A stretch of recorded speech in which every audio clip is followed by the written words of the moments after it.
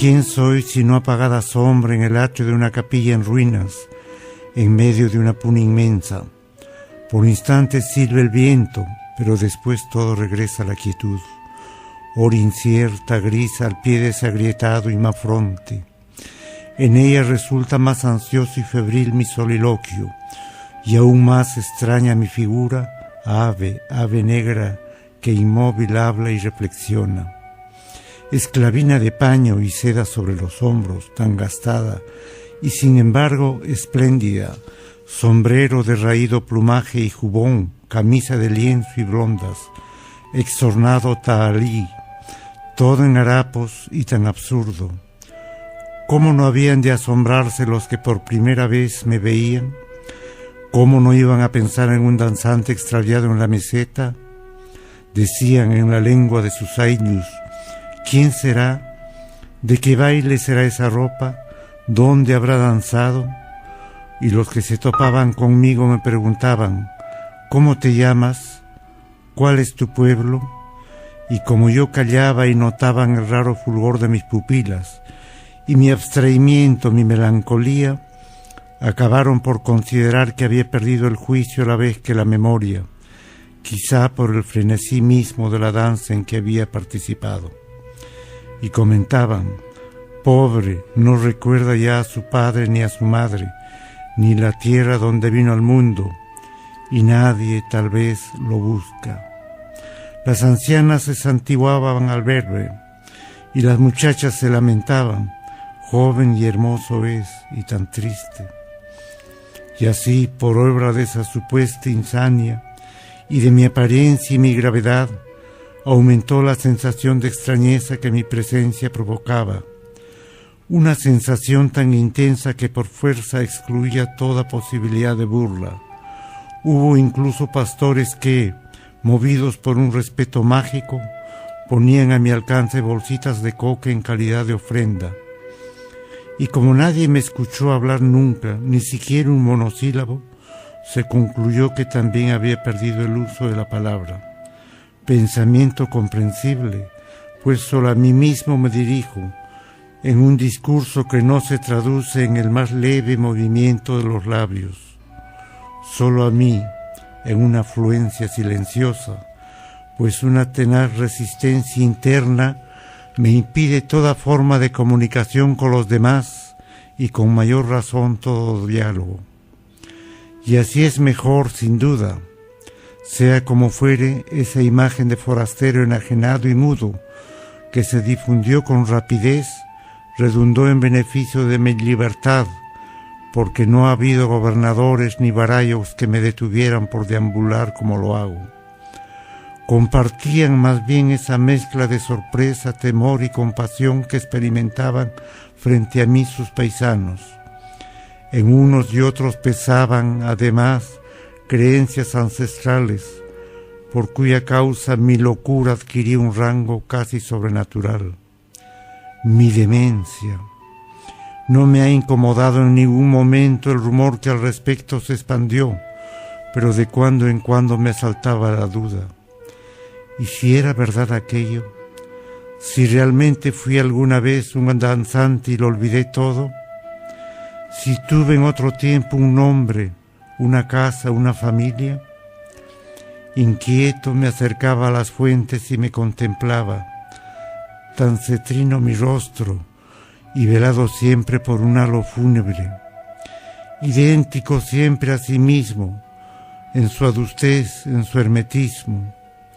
Me observaba y se afirmaba en mí la seguridad de que jamás había desvariado y de que jamás tampoco fui bailante.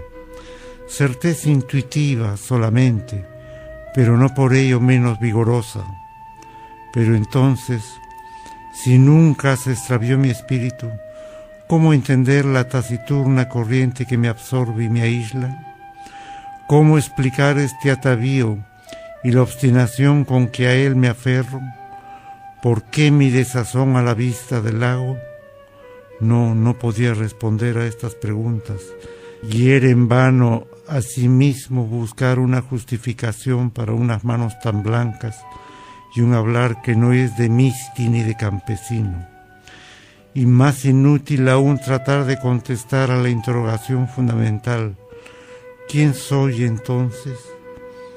Era como si en un punto indeterminable del pasado hubiese surgido yo de la nada, vestido ya como estoy, y balbuceando, angustiándome, errante ya y ajeno a juventud, amor, familia, encerrado en mí mismo y sin acordarme de un principio ni avisorar una meta.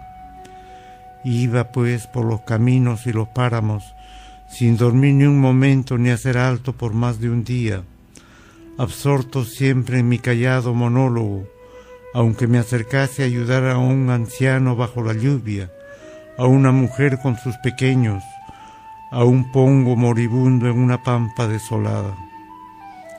Concurría a los pueblos en fiesta y escuchaba con temerosa esperanza la música de las quenas y los sicuris, y miraba una tras de otra las cuadrillas, sobre todo las que venían de muy lejos, y en especial las de Copacabana, de Oruro, de Cepita, de Combapata.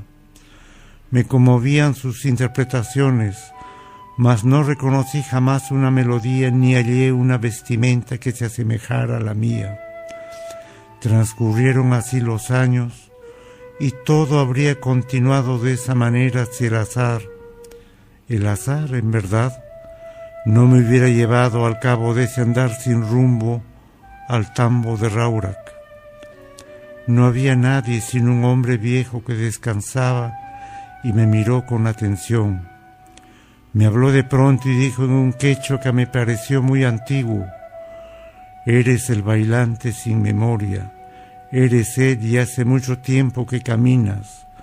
Anda a la capilla de la Santa Cruz en la pampa de Ocongate, anda y mira». Tomé nota de su consejo y de su insistencia, y a la mañana siguiente, muy temprano, me puse en marcha. Y así, después de 3 jornadas, llegué a este santuario abandonado, del que apenas si quedan la fachada y los pilares. Subí al atrio y a poco mis ojos se posaron en el friso, bajo esos arcos adosados, y allí, en la losa quebrada otrora por un rayo, hay 4 figuras en relieve, 4 figuras de danzantes. Visten esclavina, jubón, sombrero de plumas, tahalí. Imágenes no de santos sino de ángeles, como los que aparecen en los cuadros de Pomati del Cusco. Son 4, mas el último fue donde golpeó la centella y solo quedan su silueta e impresas unas líneas de las alas y el plumaje. 4 ángeles sobre una floración de hojas, frutos y arabescos de piedra. ¿Qué baile es el que danzan? ¿Qué música la que siguen?